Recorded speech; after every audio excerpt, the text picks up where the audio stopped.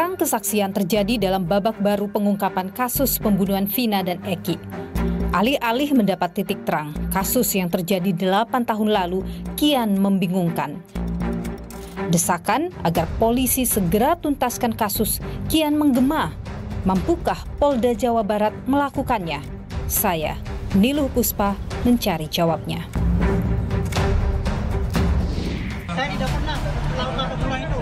Malam itu ada ping? Nggak ada. Katanya dipukulin, disiksa Pak, telinganya dimasukin tutup papok. Kamu itu harus keluar, kamu itu nggak salah. Nah, saya cenderung ini lebih dari unprofesional, ada permainan.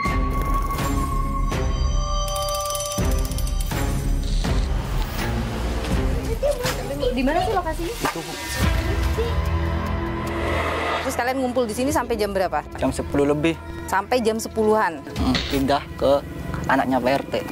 Yang kafe itu? Kafe itu ya. Oke, rumahnya Pak RT di sebelah mana? Sana. Permisi. Ini benar rumahnya Pak RT dulu ya? Kafe ya? Iya. Oke. Mbaknya? Saya kakaknya. Kalau Pak RT ada nggak sih?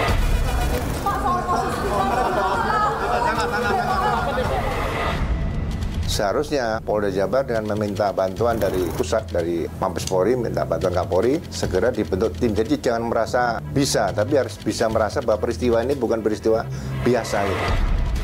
Insting Anda, apakah para terpidana ini salah semua atau salah sebagian atau bahkan tidak ada yang salah? Awal polisi kan menyatakan bahwa sebenarnya ada 11 terdakwa, 8 orang ditangkap, kemudian diadili. Sedangkan 3 diantaranya waktu itu katanya buron. Kemudian oleh polisi mengatakan bahwa 2 ini adalah tidak ada. Ini fundamental sekali nih. Jadi bagaimana pihak kepolisian, hakim, pengadilan bisa menjelaskan ini? Sejauh ini apa bukti-bukti yang kemudian sudah dikumpulkan oleh tim Anda untuk membawa ini ke PK nantinya? Kasus pembunuhan Vina dan Eki belum sepi dari sorotan. Penanganan yang dilakukan Polda Jawa Barat bak benang kusut. Penangkapan terhadap Peggy Setiawan, tersangka pembunuhan Vina dan Eki, nyatanya tak membuat terang kasus ini. Publik malah kian pertanyakan profesionalitas polisi. Serangkaian pemeriksaan saksi dari pihak Peggy hingga tes psikologi Peggy dan orang tuanya misalnya.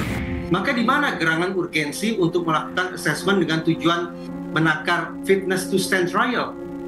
Karena dia sudah menjadi pemeriksaan, bahkan mungkin sudah ditetapkan sebagai tersangka, maka asumsinya bahwa yang bersangkutan waras. Karena kalau yang bersangkutan sudah diketahui sejak awal tidak waras, maka tidak akan dilakukan pemeriksaan, apalagi penahanan terhadap yang bersangkutan. Di sisi lain, fakta baru terus bermunculan. Sejumlah saksi lama beri pengakuan. Suroto yang mengklaim sebagai orang pertama temukan Vina dan Eki. Pada 2016, Suroto hadir sebagai saksi sidang perdana kasus pembunuhan Vina dan Eki. Kini, ia kembali diperiksa Polda Jawa Barat dan dilindungi LPSK. Pun, Liga Akbar, teman dekat Eki. Liga merasa dibohongi ayah Eki untuk menjadi saksi kasus pembunuhan Vina 8 tahun silam. Liga juga menyebut mendapatkan tekanan saat pembuatan berita acara pemeriksaan. Kasus pembunuhan Vina dan Eki terjadi pada 27 Agustus 2016. Kasus ini, saudara, ditangani oleh Polres Cirebon. Kini 5 keluarga terpidana meminta bantuan hukum kepada Oto Hasibuan. Melalui keluarga, 5 terpidana ini mengaku mendapat intimidasi dari polisi kala diperiksa pada 8 tahun silam. Katanya dipukulin, disiksa Pak, telinganya dimasukin tutup rokok, sampai terluka Pak. Ya anaknya paling nurut Pak, suka bantu di rumah, nimbang-nimbang apa masih saya di pasar. Gitu. Jadi jarang main, kalau main jam 8 saya cari, saya tuntun pulang. Anak saya tuh mau nikah Pak. Hah? Mau nikah 2 minggu lagi itu. Oh gitu ya? Iya. Nah, Eka mengatakan dia mengaku asal adiknya tidak keluar. Yang minta ngomong itu siapa? Adiknya ngomong. Bilang sama Saya, kan dia kan keluar. Dia dibonyok-bonyok itu juga Pak. Oh, yang mau nyonyoin siapa? Ya polisi Pak. Publik Publik gencar mendorong agar polisi segera menuntaskan kasus Vina. Presiden Jokowi pun angkat bicara. Saya sudah menyampaikan agar kasus itu betul-betul dikawal dan transparan, terbuka semuanya. Tidak ada yang perlu ditutup-tutupi. Kalau ada. Menko Polhukam 2019-2023 Mahfud MD bahkan menyebut penanganan terhadap kasus pembunuhan Vina dan Eki ini tidak profesional. Ada permainan untuk melindungi seseorang atau mendapat bayaran dari seseorang untuk mengaburkan kasus, itu sudah sebenarnya sebuah permainan yang jahat. Nah, saya cenderung ini lebih dari unprofesional. Dan saudara, yang juga menjadi perdebatan adalah perbedaan antara BAP yang dibacakan dalam persidangan, saudara, dengan hasil visum terhadap Eki. Saya bacakan, saudara, karena saya dapatkan BAP yang dibacakan di persidangan dan juga hasil visum terhadap Eki, saudara. Dalam BAP yang dibacakan di persidangan, saudara, disebutkan di sini bahwa Rivaldi Aditya Wardana alias Ucil melukai korban Muhammad Rizky Rudiana dengan menggunakan senjata tajam. Demikian pula Peggy alias Perong juga melukai Muhammad Rizky Rudiana dengan menggunakan senjata tajam. Itu adalah BAP dalam persidangan, saudara. Saya akan buka hasil visum terhadap Eki. Dari luka-luka yang dituliskan dalam hasil visum ini menyebutkan, tadi disebutkan bahwa pada dada kanan ada tusukan. Tapi dalam hasil visum ini disebutkan pada dada kanan terdapat 2 buah luka lecet. Tidak disebutkan dalam hasil visum ini luka pada bagian perut seperti yang disebutkan dalam BAP di persidangan. Pun tidak disebutkan ada luka berupa tusukan atau sabetan senjata pada dada bagian kanan dari korban Eki. Jadi ini yang kemudian masih jadi pertanyaan, sebenarnya yang mana ini yang benar antara BAP atau hasil visum Eki.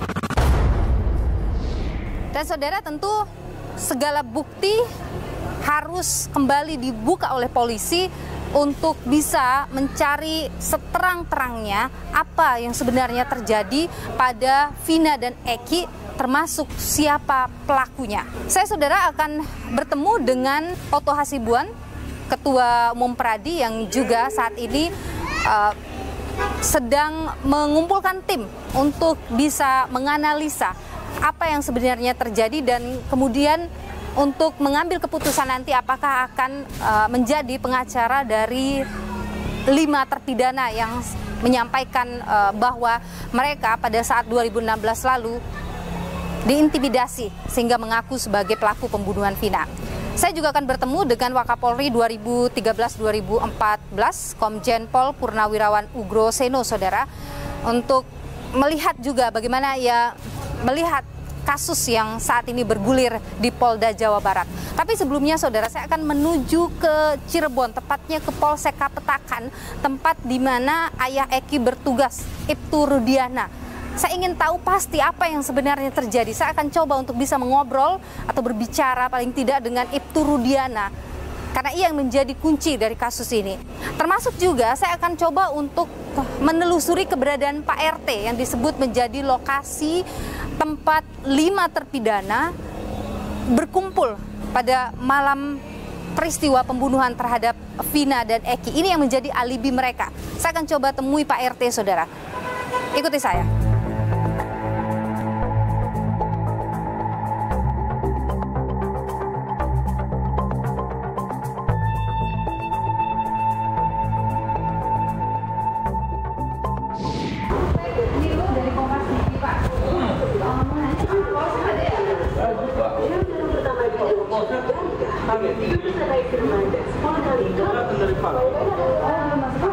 Tapi biasanya antar nggak sih, Bapak? Tiap hari ada. Cuma kali ini aja nih. Banyak lihat, kadang-kadang ambil apel, keluar lagi ke Polres pasti. Tapi memang jarang ya, Pak, ya? Ada setiap hari. Tapi lebih banyak di sini kan sebentar. Ke Polres memang terkait dengan giat sebagai Pak Polsek ya? Saya nggak tahu. Masih banyak ya, Pak, ya? Oke. Saudara, saya sudah coba dari dalam tapi tidak bertemu dengan Ibtu Rudiana. Kabarnya memang Seharian ini ia tidak berada di kantor. Mereka tidak bisa juga menjelaskan kepada saya kemana Ibtu Rudiana karena tidak ada informasi yang didapatkan. Tapi katanya sih biasanya ngantor kok. Hanya memang hari ini ia tidak berkantor. Saya akan coba saudara untuk berkunjung ke rumahnya atau menelusuri tempat tinggal dari Ibtu Rudiana yang tentu akan coba untuk bisa mungkin mengulik informasi dari sana terkait dengan keberadaan dari Ibtu Rudiana ini. Ikuti saya, saudara.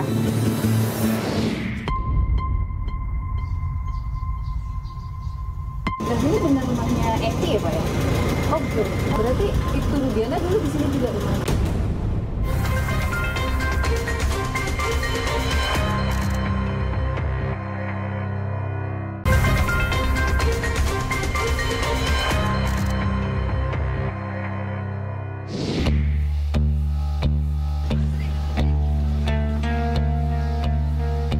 Saudara, saya ada di Desa Cirebon Girang mencoba untuk mencari rumah dari Eki dan juga ayahnya. Saya coba untuk berkeliling. Tadi saya sudah ketemu dengan Bu RT yang menyebut kalau memang rumahnya di sekitaran sini. Kita coba untuk datangi rumah.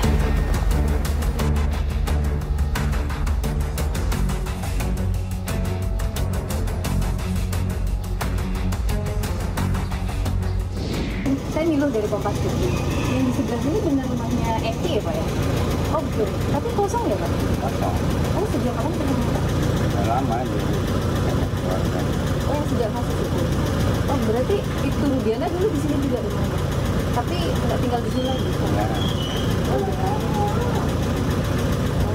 Waktu dulu sebelum kasus sering di sini Ibtu Rudiana. Oh jarang juga.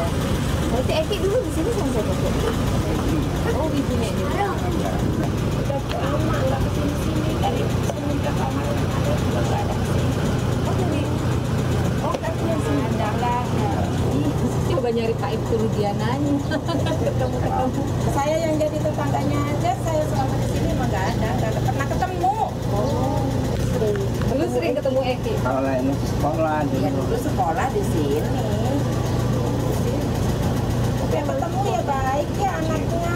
Gitu. Suka ngumpul-ngumpul geng motor gitu nggak? Ada, ya Allah mata saya aneh, nggak ada. Kasihan itu lihat dulu ya Allah saya mah. Keluarganya mungkin di. Lihat itu nggak tega dari saya mah. Makasih banyak ya. Baik. Saudara, saya sudah coba untuk mencari Ibtu Rudiana. Saya sudah datangi kantornya. Saya juga sudah datangi rumah yang tercantum di visum Eki, yang ternyata memang ditempati oleh Eki dan ibunya. Namun menurut tetangga sudah lama tidak bertemu dengan Ibtu Rudiana. Sayang sekali saudara, saya tidak bisa bertemu dengan Ibtu Rudiana di Cirebon kali ini.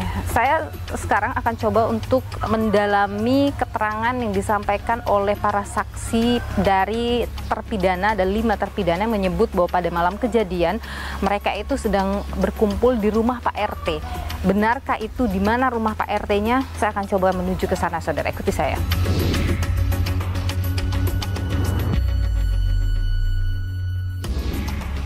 Saudara, saya sudah ada di Gang Bakti. Saya akan ketemu dengan Udin dan juga Okta yang mengaku bahwa pada malam kejadian pembunuhan Vina itu ia bersama dengan 5 terpidana, Eko, Eka, Supri, Hadi, dan Jaya, itu sedang berada di rumah Pak RT, yang mana memang Pak RT tidak mengakui keberadaan mereka. Saya akan coba untuk ketemu dengan Udin dan Okta ini, termasuk juga coba untuk bisa bertemu dengan Pak RT untuk bisa dapatkan keterangan apa yang ia tahu soal malam kejadian itu. Ikuti saya, saudara.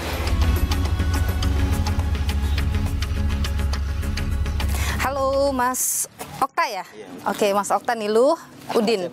Ya. Oke, jadi Mas Okta dan Mas Udin ini yang mengaku bersama dengan 5 terpidana, Eka, Eko, Hadi, Jaya dan Supri. Malam itu ya? Iya. Waktu itu lagi ngumpul bersama dari jam berapa? Jam 8 lebih. Jam 8 malam. Di mana? Di warung ini. Oh, dulu ini warung ya? Ya, dulu warung. Siapa saja waktu itu yang kumpul bersama di sini?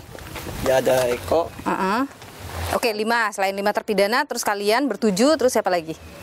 Sama Teguh, Teguh 8. sama Kavi. Sama Kavi. Bersepuluh waktu itu ya. Sampai jam berapa di sini? Jam 9. Jam 9-an. Setelah dari sini jam 9 kemana? Pindah ke sini. Oke, ini dulu di sini apa di sini? Oh, ini rumah dulunya. Rumah siapa ini? Rumah ayahnya Hadi. Terus kalian ngumpul di sini sampai jam berapa? Jam 10 lebih. Sampai jam 10-an. Pindah ke anaknya Pak RT. Yang Kavi itu? Kavi itu ya. Oke, rumahnya Pak RT di sebelah mana? Kita boleh nggak ke sana sekalian kita cari?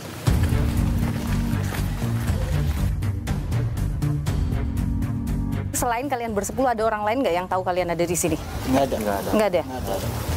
Bu Nining yang punya warung? Enggak, udah tutup. Oh, udah tutup. Jadi kalian nggak ketemu Bu Nining malam itu? Oke, setelah pindah ke rumahnya Hadi, ada orang tuanya Hadi yang tahu juga kalian? Nggak ada, orang tuanya Hadi di dalam. Oh, di dalam. Nggak ketemu juga malam itu? Oke, baik. Jadi berarti praktis waktu malam itu hanya kalian aja bersepuluh ya? Itu kalian sampaikan dalam waktu diperiksa sama polisi? Iya, betul. Oke. Dan di BAP berarti begitu ya, tertulis ya? Kalian berdua ya. Dibawa ke persidangan nggak waktu itu? Bawa. Di sidang juga? Sidang juga. Konsisten bilang begitu. Oke, baik. Kita coba lihat rumah Pak RT. Ini rumah Pak RT? Iya. Oke, Bu. Permisi. Ini benar rumahnya Pak RT dulu ya? Kavi ya? Iya. Oke. Mbaknya? Saya kakaknya. Oh, kakaknya. Saya Niluh dari Kompas TV. Maaf. Waktu dulu 2016 ada di sini juga nggak sih? Saya lagi di Jakarta. Oh, di Jakarta, nggak ada di sini ya. Kalau Pak RT ada nggak sih? Oh, lagi pergi. Lagi pergi. Kalau Kavi? Kerja. Kerja. Oh, jadi nggak ada di rumah ya? Oke. Kalau Mbaknya kenal nggak dengan mereka berdua? Karena sama Udin aja. Sama Udin kenal ya. Waktu malam itu nggak pernah ada cerita-cerita mereka sering ngumpul di sini, tahu? Nggak tahu deh. Oke. Jauh sih. Oh gitu. Iya. Tapi Udin tahu kalau sering kesini atau gimana? Soalnya saya dari 2000 udah di Jakarta. Oh, jadi nggak pernah ketemu? Enggak. Oke. Pak RT nggak ada ya? Iya. Oke. Baik. Terima kasih ya, Mbak. Siapa Mbak? Maaf. Mbak Ero ya. Terima kasih banyak ya Mbak ya. Jadi tidurnya di sini waktu itu? Di situ? Ini kan rumah Pak RT nih? Ya, ini rumah anaknya. Rumah anaknya? Yang tidur di sini. Iya, bukan rumahnya Kavi, kakaknya Kavi. Kakaknya Kavi tinggal di sini. Berarti kosong. Waktu itu kosong? Dikontrakan. Kalian ngumpulnya di sini? Iya. Sampai jam berapa di sini? Pagi jam 7. Sampai jam 7 pagi. Waktu itu emang Pak RT lihat kalian nggak? Malam? Malam enggak. Malam nggak lihat? Paginya ketemu Pak RT nggak? Paginya enggak. Jadi Pak RT nggak tahu juga kalian ada di sini atau tidak ya? Oke, tapi kalau Kavi tahu kalian ada di sini. Ya, karena Kavi yang buka pintunya. Oke, tapi keterangan Kavi beda tuh, gimana tuh? Kavi kan bilangnya tidak bersama kalian. Oh, itu bisa ya, itu bisa ditulis sama pengadilan. Siapa yang bohong? Kenapa kalian yakin kalau kalian yang benar gitu? Benar, Udin tidur. Emang tidur di sini semua, Bu? Tangga juga tahu. Ada tetangga yang lihat waktu itu? Siapa yang lihat waktu itu tetangga? Saudara siapa? Agung. Agung yang mana orangnya? Yang nggak ada di rumahnya. Rumahnya yang ini? Dan Agung itu sempat memberi kesaksian juga nggak sih kalau kalian ada di sini? Enggak. Oh, enggak memberi kesaksian ya? Malam dia ketemu kalian atau gimana? Besoknya, ya. Besok pagi? Besok pagi Agung ketemu kalian. Agung nyapa kalian malam pagi itu? Kamu sempat diintimidasi nggak? Enggak. Atau sempat disuruh berbeda keterangan nggak? Apa ditakut-takutinnya gimana? Itu bahwa kamu jam segitu kalau enggak mereka kamu ke bawah. Itu Udin tetap tidur di rumah kalian. Oke. Sepengetahuan kalian, mereka berlima mengaku di rumah Pak RT juga nggak? Iya, itu di rumah Pak RT. Oke, mereka berlima mengaku mereka di rumah Pak RT. Jadi ini saudara disebut sebagai rumah yang ditempati oleh Udin, Okta, dan juga 10 orang lainnya berkumpul pada malam kejadian. Kemudian Udin dan 4 lainnya ya tidak menjadi tersangka saat itu, tapi 5 kawan yang lain menjadi tersangka. Ini memang agak aneh ya, karena menyatakan bersama-sama berada di sini, tapi ada yang menjadi tersangka, ada yang tidak menjadi tersangka. Terima kasih ya Udin dan juga Okta sudah mau berbagi informasi di Niluh. Sehat selalu ya kalian berdua, tetap semangat. Mengapa Pak Oto akhirnya memutuskan untuk mengawal kasus ini, utamanya 5 terpidana?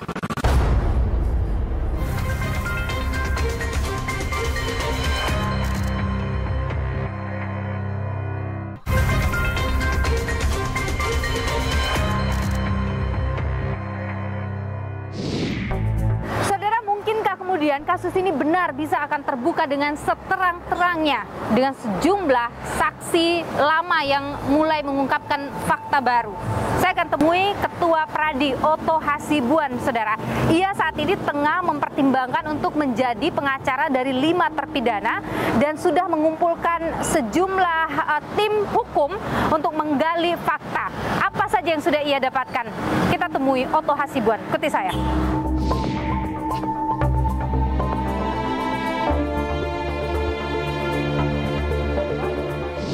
Pak Otto, terima kasih sudah bersama Niluh. Sehat selalu Pak Otto. Sehat-sehat, terima kasih juga atas undangannya Niluh. Mengapa Pak Otto akhirnya memutuskan untuk mengawal kasus ini, utamanya 5 terpidana? Bermula dari ada seorang advokat, anggota kami Pradi, yang itu Titin ya, yang menangani perkaranya Saka dan Sudirman. Dia menulis surat ke Pradi untuk minta bantuan hukum, perlindungan hukum karena katanya kliennya dia mendapat tekanan-tekanan dalam situasi sekarang ini. Waktu dia datang sebenarnya kami berfokus untuk memberikan perlindungan hukum kepada dia sebagai lawyer. Tapi dia datang bersama-sama waktu itu dengan Saka dan keluarga daripada Sudirman. Nah kemudian saya juga dikontak oleh Kang Deddy Mulyadi ya, memberitahukan juga betapa dia prihatin atas kasus ini.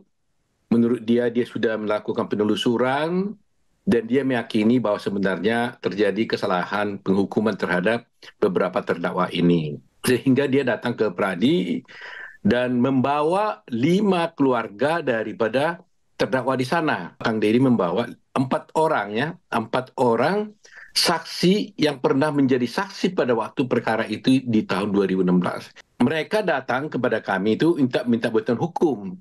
Nah, tentu saya sebagai Ketua Pradi harus memperhatikan ini dan kita menerima hal ini sepanjang memang layak untuk dibela. Untuk itu saya membentuk tim yang dari Bandung, dari Cirebon, terus dari beberapa kota di sana. Dari beberapa kasus ini kita melihat bahwa kita akan berpotensi untuk akan menjadi lawyer dari 5 terdakwa dan juga 4 orang daripada korban saksi yang pernah diperiksa di sana. Memang terus saja Niluh ya, dari kasat mata terlihat memang ada beberapa kejanggalan. Apa misalnya? Ya? Nah begini, awal polisi kan menyatakan bahwa sebenarnya ada 11 di sini terdakwa. Dari 11 ini 8 orang ditangkap, kemudian diadili, ya dinyatakan bersalah dan dihukum. Sedangkan 3 diantaranya waktu itu katanya buron. Dari 3 ini, ada 1 yang tertangkap, yaitu Peggy. Kemudian oleh polisi mengatakan bahwa 2 ini adalah tidak ada sesungguhnya. Ini adalah fiktif. Kelihatannya ini sepele, Niluh, bagi orang. Tapi bagi hukum, ini fundamental sekali nih. Kenapa? Di dalam dakwaan itu disebutkan bahwa Andi dan Dani itu adalah orang yang paling penting perannya, yaitu setelah Vina dan si Eki ini meninggal, Vina waktu itu belum meninggal, maka Vina dan Eki katanya dibawa oleh Andi dan Dani ini ke flyover. Tiba-tiba polisi bilang itu tidak ada Daninya dan Andinya. Berarti dakwaan ini kan berarti kan juga fiktif juga dong. Nggak ada dong peristiwa membawa korban ini ke flyover. Jadi kalau dakwaannya ini sudah isinya fiktif, berarti tuntutannya juga isinya fiktif. Kalau tuntutannya itu fiktif, maka akibatnya putusannya memang pasti tidak benar. Ini yang harus kita telusuri gitu. Sehingga kalau Dani dan Andi tidak ada, lantas sebenarnya peristiwa pembunuhan ini bentuknya kayak apa? Siapa yang melakukan pembunuhan sebenarnya? Jadi bagaimana pihak kepolisian, hakim, pengadilan bisa menjelaskan ini? Sejauh ini apa bukti-bukti yang kemudian sudah dikumpulkan oleh tim Anda untuk membawa ini ke PK nantinya? Tentu untuk bisa dimenangkan mungkin. Terus terang aja sekarang ini kita masih dalam menyelidiki. Karena saya bilang sama teman-teman, kalian harus bertemu dengan korbannya dulu, dengan terdakwanya. Dan nantinya juga saya harus ketemu mereka. Kan? Kita mau mendengar. Karena cerita kepada kita ini kan keluarganya, orang tuanya, dan kakak-kakak mereka. Tapi kita mau dengar sendiri dari terdakwa ini sebenarnya kayak apa. Betul nggak cerita seperti itu? Kalau kita lihat memang ada layak, maka kita harus terima kasus ini. Nah, jadi saya dalam posisi sekarang ini masih menentukan sikap, belum menentukan sikap apakah memang akan mewakili dia untuk mengajukan PK atau tidak. Kalau pengakuan mereka itu masih betul-betul bersesuaian, bahwa mereka katanya itu dipaksa dan sebagainya, ya kan? Maka kan ini bisa dengan bukti-bukti baru, ada novum, ya, ada saksi-saksi baru yang menyatakan bahwa ternyata sebenarnya itu tidak melakukan perbuatan itu, maka bisa dilakukan PK itu. Pak Oto, saya mendapat keterangan dari saksi yang menyebut begini, pada malam kejadian 2 orang saksi ini bersama dengan 5 terpidana itu bersama-sama pada malam hari itu, dan 2 saksi ini pada saat di BAP hingga di persidangan itu menyatakan hal yang sama, bahwa mereka ada di rumah Pak RT begitu. 10-10-nya berada di rumah Pak RT, tapi 5 jadi terpidana gitu. Bagaimana Anda melihat itu? Ini gimana bisa? Saya masih memikirkannya. Bagaimana bisa memasukkan itu di akal? 4 orang saksi datang kepada saya. 4 orang ini mengaku 4-empatnya ini tidur di rumah Pak RT bersama-sama dengan 6 orang lain. 5 diantaranya dari 6 ini adalah terdakwa. 1 diantaranya adalah anak ketua RT. Anak ketua RT ini ada di situ, nggak pernah jadi saksi. RT-nya menjadi saksi. Ini aneh bin ajaib nih. Kalau ini bisa dibuktikan bahwa betul-betul 5 orang itu, 10 orang ini sungguh-sungguh ada di rumah RT pada saat yang bersamaan terjadinya pembunuhan, maka ini adalah jadi alibi. Ya, alibi yang sangat sempurna bahwa 10 orang ini ada di tempat yang lain, yaitu di rumah RT, pada saat Vina dan Eki itu dibunuh. Jadi nggak mungkin ada pembunuhan dilakukan oleh mereka ini.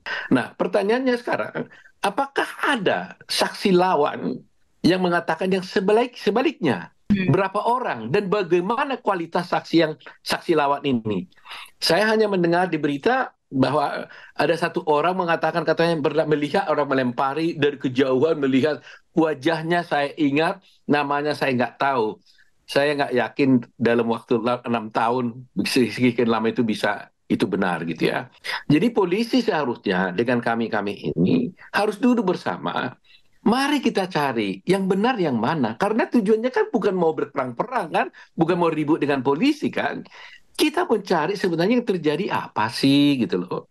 Betul nggak mereka pembunuh? Kalau mereka pembunuh ya sudah fine. Kita juga tidak akan ribut-ribut. Tapi kalau bukan dia, bagaimana nasibnya mereka ini? Ya itu yang saya, kalau sudah sampai di sini kita mau menitikkan air mata ini. Karena saya ini sebagai lawyer sudah cukup sering sekali mengalami hal-hal seperti ini. Dari kecil, dari mahasiswa kita diajarkan tentang prinsip hukum dan pameo. Lebih baik melepaskan 1000 orang yang bersalah ketimbang menghukum 1 orang yang tidak bersalah. Itu sangat menyakitkan. Apakah harusnya ini diambil alih saja oleh Barreskrim begitu? Mengingat sudah sekian lama ada di Polda Jawa Barat, semuanya masyarakat malah semakin ruwet ngelihatnya. Kapolri seharusnya harus mengambil posisi, oke, lawyer bilang ini ada yang salah, mari duduk, apa yang salah? Kan gitu. Saya berharap Kapolri, ya jangan biarkan polemik ini berlarut-larut terus seperti ini. Nggak baik untuk bangsa ini, buat penegakan hukum ini. Pak Oto Hasibuan, terima kasih sudah berbagi pandangan di Niluh, Pak Oto. Sehat selalu. Baik. Selamat menikmati liburannya, Pak Oto ya. Baik, terima kasih Niluh ya. Insting Anda, analisa Anda, karena sudah melihat berapa lama kasus ini berputar di media. Apakah para terpidana ini salah semua atau salah sebagian atau bahkan tidak ada yang salah?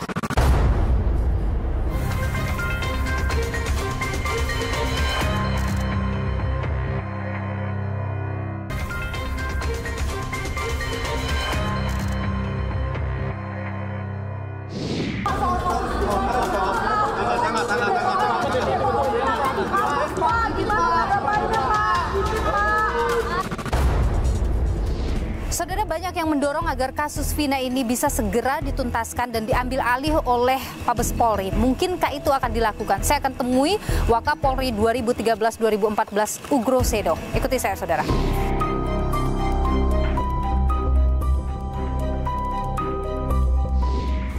bahas soal kerja Polda Jawa Barat dalam mengungkap kasus pembunuhan Vina bersama dengan Wakapolri 2013-2014 Komjen Pol Purnawirawan Ugro Seno. Pak Ugro, terima kasih sudah bersama Nilo. Sehat Pak Ugro ya? Alhamdulillah, selamat pagi Nilo. Iya, Pak Ugro, Polda Jawa Barat ini sangat disorot. Dianggap lama sekali. Ada apa sih Polda ini masa mengerjakan pekerjaan pembunuhan seperti ini tidak selesai-selesai? Apa yang terjadi di situ?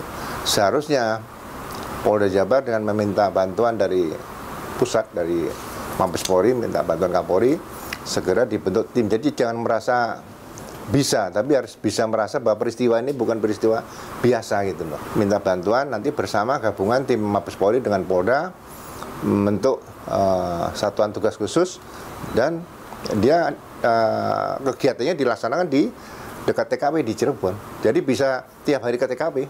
Oh, Anda merasa bahwa kita perlu untuk kembali lagi ke TKP? Harus. Jadi TKP harus direkonstruksi. Jadi bagaimana TKP yang sebenarnya supaya ini bisa menggambarkan situasi yang sebenarnya. Karena cerita yang di luar kan macam-macam. Ada TKP hanya di jalan layang, ada TKP di satu tempat di kebun, ada TKP di satu ruangan dan sebagainya. Apakah TKP ini lebih dari satu atau hanya satu? Ini yang perlu disampaikan kepada publik. Jadi biarkan publik membaca, mengikuti perkembangan ini dari tugas-tugas yang dilaksanakan oleh satuan tugas khusus ini. Oke, sekarang begini, dianggap bahwa waktu penyelesaian kasus ini 2016 itu tidak dilakukan penanganan secara saintifik, itu tidak maksimal, itu masih lemah gitu. Ini yang menjadi kelemahan dari penanganan di Polda Jawa Barat. Anda melihat hal yang sama, Pak? Beberapa fakta yang saya lihat juga dari rekan-rekan lawyer atau pengacara. Yang pertama, visum. Visum ini kan menentukan korban ini diapakan. Saya dengar dari rekan pengacara Peggy misalnya, setelah 3 hari baru diotopsi. Padahal korban berada di rumah sakit, yang satu di kamar mayat. Dan keluarga sudah tahu. Apakah waktu itu tidak dimintakan sebagai naluri polisi ya, dimintakan ini otopsi. Ini kemungkinan kecelakaan tunggal kecil. Karena kecelakaan tunggal kan TKP itu sepeda motor di mana, orang di mana dan sebagainya, dan semua orang pasti berhenti. Sekarang ketika misalnya sudah seperti ini nih Pak, apa yang bisa dilakukan polisi untuk kemudian membuat publik tidak lagi bertanya-tanya? Kan begini, di hukum acara pidana kan ada alat bukti nih, 5 keterangan saksi, keterangan ahli, surat petunjuk dan terdakwa. Terdakwa ini bukan tersangka, terdakwa ini tersangka yang sudah di pengadilan. Jadi bukan diabaikan. Kalau dia membuat pernyataan, Pak saya ingin memberikan pengakuan, tulis saja, tulis tangan, segel. Tidak usah diketik berita acara, ini mempercepat kan. Tapi yang dalam kejadian ini yang belum saya lihat adalah rekaman-rekaman. Jadi kalau melihat kondisi kayak seperti direncanakan seperti ini pasti ada perencanaan dari awal. Siapa akan membunuh siapa, siapa akan menganiaya siapa, ini pasti ada. Nah, kalau ini bisa dibuka, rekaman BlackBerry-nya si korban, si Eki. Rekaman mungkin BlackBerry atau alat komunikasinya bapaknya Eki. Rekaman Liga Akbar. Terus rekaman si yang sekarang Peggy ketangkap. Rekaman-rekaman ini kan sekarang sudah kebutuhan sehari-hari. Justru ini harus menjadi perhatian aparat kepolisian penyidik saat itu. Ini dibuka. Jadi kan ada patroli cyber sekarang. Ini dibuka aja lewat patroli cyber gitu. Sudah 8 tahun berlalu bisa Pak dibuka lagi itu? Ya namanya teknologi, kalau itu berangkat misalnya ke providernya BlackBerry di mana? Di Amerika atau di mana ya? Minta tolong, ya ke bulan aja bisa diperiksa, masa ke 6 tahun nggak bisa dibuka seperti itu. Saya. Tapi kalau begitu itu harus digarap atau harus dikerja oleh Mabes dong Pak? Seharusnya kalau seperti ini Mabes, sehingga pekerjaan rutin Polsek, Polres, Polda itu tidak terganggu. Ini menarik bagi seorang penyidik, bagi seorang satuan besar seperti Polri untuk bisa mengungkap kasus ini dengan jelas. Kalau Anda berkenan Pak Ugro merinci, apa saja sih kesalahan-kesalahan yang dibuat dalam proses penanganan kasus pembunuhan Eki dan Vina 2016 yang lalu? Langkah awal tidak menyatakan bahwa ini dugaan pidana. Dengan luka-luka korban seperti yang ditemukan di rumah sakit, harusnya naluri sebagai anggota Polri atau penyidik ini pidana. Pembunuhan, perencanaan pembunuhan, perencanaan penganiayaan dengan pemberatan. Itu harus diterapkan dulu. Jadi apapun yang menghalangi, misalnya keluarga, Pak polisi, saya tidak mau keluarga diotopsi. Tidak bisa Bu, ini harus diotopsi karena ini ada dugaan pidana. Ini keluarga Ibu. Apalagi si Eki keluarganya bapaknya kan polisi.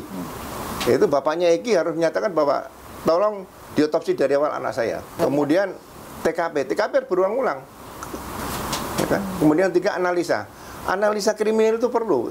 Oke, analisa tidak dilakukan dengan cermat. Analisa kriminal harus. Setiap ada kasus yang kira-kira mengundang perhatian publik, harus dianalisa. Ketika kasus itu waktu itu diambil alih oleh ayah Eki, Kanit Narkoba, bagaimana Anda melihat itu?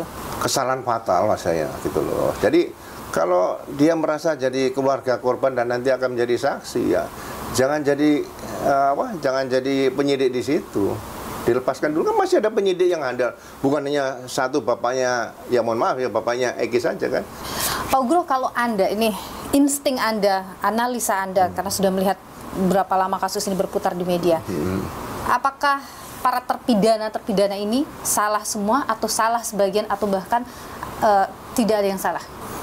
Para terpidana ini carikan bukti baru, nanti biar PK, masih ada PK. Nah, kalau PK nanti ditolak, ya urusan apakah sampai gerasi dan sebagainya. Ini yang perlu ditempuh dulu. Tapi sepengalaman Anda ketika ada perlawanan dari terpidana, mungkin saja ada yang salah di situ ya? Ya kalau sekarang muncul masalah seperti ini, pasti ada indikator kesalahan ada nih. Ya kan, maksudnya sudah ada notifikasi gitu loh, nyala itu. Terpidana tadi atau mungkin diduga terpidana seperti kejadian ini ya. Kita cek kembali, kalau nanti sudah dinyatakan oh ini betul alat bukti ada spermanya si A, si B, si C dan sebagainya, ya nggak bisa lari dari alat bukti tadi. Tapi kalau misalnya alat bukti ada, ya di KUHP itu ada ganti rugi dan rehabilitasinya di sini dipakai nanti.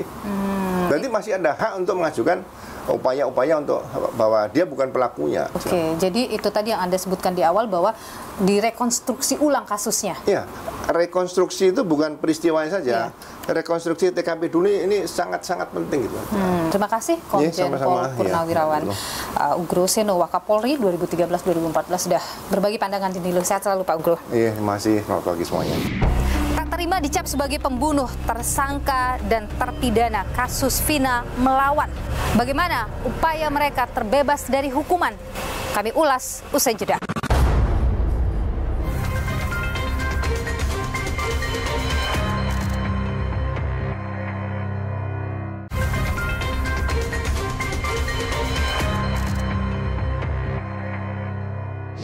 Polisi harus betul-betul bergerak keras, cepat mengungkap kasus ini supaya jangan liar nanti hipotesis-hipotesis yang terjadi di masyarakat.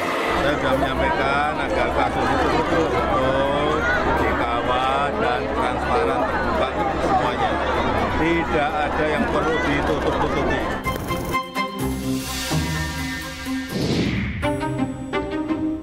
Pengusutan kasus pembunuhan Vina dan Eki terus bergulir. Tersangka dan terpidana yang seharusnya mempertanggungjawabkan perbuatannya, kini justru melawan balik polisi.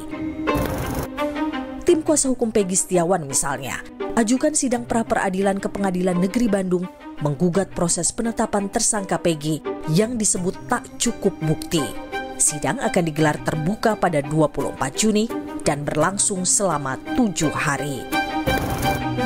Tak hanya itu, kuasa hukum Peggy juga mendatangi kantor Komisi Yudisial, berharap lembaga pengawas kehakiman ini mengawasi sidang pra-peradilan Peggy agar berjalan dengan adil. Tujuan kami datang ke sini, satu adalah utama kami agar Komisi Yudisial ini memonitor persidangan, terutama persidangan pra-peradilan. Pra-peradilan telah kami daftarkan kemarin, dan insya Allah tidak begitu lama lagi akan sidang.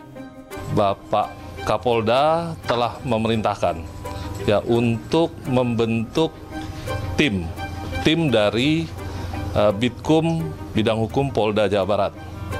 Tim ini telah terbentuk dan tentunya untuk menghadapi gugatan pra-peradilan dari tersangka PS ataupun kuasa hukumnya. Melalui pesan singkat, Kepala Biro Pengawasan Perilaku Hakim Mulyadi mengatakan, Komisi Yudisial sudah menyiapkan tim pemantau sidang pra-peradilan PG. Hal ini dilakukan agar sidang berjalan sesuai hukum acara dan putusan hakim nantinya diambil secara adil. Sementara itu, terpidana kasus pembunuhan Vina yang telah bebas usai menjalani 8 tahun penjara, Saka Tatal, ajukan peninjauan kembali PK. Ia juga ancam akan laporkan saksi Liga Akbar atas keterangan palsu. 5 terpidana kasus pembunuhan Vina, Eko, Hadi, Jaya, Eka, dan Supriyanto juga berencana ajukan PK usai pihak keluarga mengadu ke Perhimpunan Advokat Indonesia, Peradi. Mereka berdalih, 5 orang ini tak pernah lakukan perbuatan seperti yang dituduhkan.